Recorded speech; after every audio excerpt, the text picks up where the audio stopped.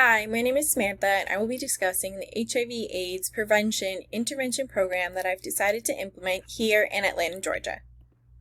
As public health professionals, we like to look at different theories or approaches to better design and implement a successful intervention program. So what this means is when we look at a community, we try to assess their morals, values, and beliefs and really take that into account when designing an intervention program because we want it to be targeted specifically for that community and to be the most beneficial for that community of interest. So I personally have chosen to do a combination of two theories, and hopefully using both theories, we would see a better success in implementing a behavioral change. So the first theory that I chose was the social cognitive theory, and this theory focuses on how our environment, our personal experiences, and the actions of others, how that specifically influences our behavior. So for example, one of the concepts of knowledge, how our acquired knowledge really influences our behavior.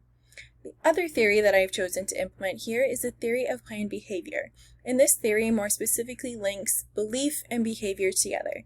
So the specific constructs within this theory, such as attitudes towards behavior, how society views what is normal or acceptable, and our own perceived belief of how we're able to overcome a behavioral change, how those specific constructs really shape our behavioral intentions and our behavior together.